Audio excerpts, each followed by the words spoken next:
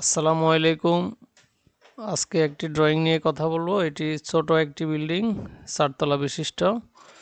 তো আমরা আমাদের কাজগুলো কিভাবে করি, আমরা প্রথমেই যে ড্রয়িংটা আমরা যে ফ্লোর প্ল্যানটা আমরা পাচ্ছি সেখানে আমরা প্রথমেই ফার্নিচার লেআউট বসাই। ফার্নিচারগুলো কিভাবে ইলেকট্রিক্যাল ইকুইপমেন্টের সাথে অ্যাডজাস্ট হবে ঠিক সেভাবে বসানো হয়, যাতে এখানে কোনো জায়গা অপচয় না হয় সেদিকটা আমরা খেয়াল করি। কিভাবে ইলেকট্রিক্যাল ইকুইপমেন্টগুলো রাখলে আমার এটা সর্বোচ্চ ব্যবহার করা যাবে স্পেসগুলো।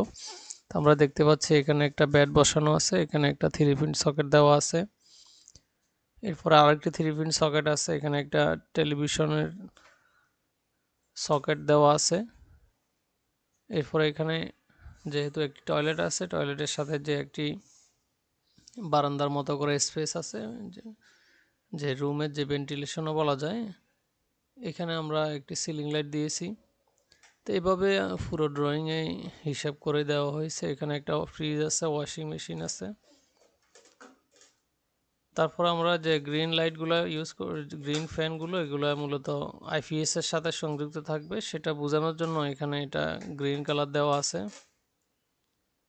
এবং প্রতিটি রুমে একটি করে লাইট আইপিএস এর জন্য বোঝানো হয়েছে। এখানে আমরা কিচেনের যে কাউন্টার টপ আছে, এখানে একটা 3 পিন সকেট ব্যবহার করেছি। যেহেতু এটা নিচতলা, এই জন্য এখানে মিটার বোর্ড আছে, ডিশ এবং ব্রডব্যান্ড যে জাংশন বক্স দেওয়া আছে। এটা ড্রয়িং রুম আমরা 2টা ফ্যান বসিয়েছি, 2টা ফ্যানে একটা আইপিএস এর সাথে সংযুক্ত থাকবে। এখানে স্পটলাইট আছে, 2টা ফ্যানের মাঝে একটা ঝাড়বাতি ব্যবহার করা হয়েছে। তো এই পাশে যা দেখা যাচ্ছে হুবহু একই রকম এই পাশেও আমরা ইউজ করেছি। তো ইলেকট্রিক্যাল কিভাবে ফিক্সারগুলো বসানো হয় আমাদের ড্রয়িংগুলোতে, তার একটা শর্ট ভিডিও এখানে দিলাম।